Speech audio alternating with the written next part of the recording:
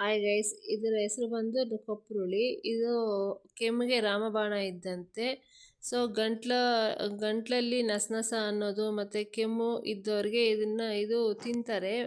ಬೆಳಗ್ಗೆ ಆರ್ ಸಂಜೆ ಯಾವಾಗಲಾದರೂ ತಿನ್ಬೋದು. ಇದು ಮಕ್ಕಳಿಗೆ ಸಹ ಯೂಸ್ ಮಾಡ್ತಾರೆ. ಇದನ್ನು ಮಿಕ್ಸಿ ಆರ್ ಏನಾದರೂ ಒಂದು ಸ್ವಲ್ಪ ರಸ ಹಿಂಡ್ಕೊಳ್ಳೋದಕ್ಕೆ ನಿಮ್ಮ ಪ್ರೋಗ್ರೆಸ್ ಮಾಡಿಬಿಟ್ಟು ಸ್ವಲ್ಪ ಕುಡಿಸ್ತಾರೆ. ಸೊ ಇದು ರಾಮಬಾಣ ಥರ ವರ್ಕ್ ಮಾಡುತ್ತೆ. ಮತ್ತು ನಾನು ಇದನ್ನು ಯಾವ ರೀತಿ ಯೂಸ್ ಮಾಡಬೇಕಂತ ಸಹ ನೋಡಿಸ್ತೀನಿ.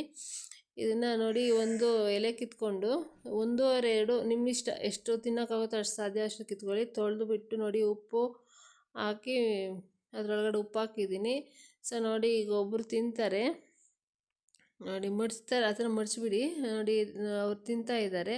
ಸೊ ಫಸ್ಟ್ ತಿಂದಾಗ ಹೋಗ್ರೋಗ್ರು ಅನಿಸುತ್ತೆ, ಬಟ್ ಉಗಿಬೇಡಿ ಮತ್ತು ಚೆನ್ನಾಗಿರುತ್ತೆ. ಫ್ರೆಂಡ್ಸ್, ನಿಮಗೆ ವಿಡಿಯೋ ಇಷ್ಟ ಆದರೆ ಲೈಕ್ ಮಾಡಿ, ಶೇರ್ ಮಾಡಿ, ಸಬ್ಸ್ಕ್ರೈಬ್ ಮಾಡ್ಕೊಳ್ಳಿ. Thank you.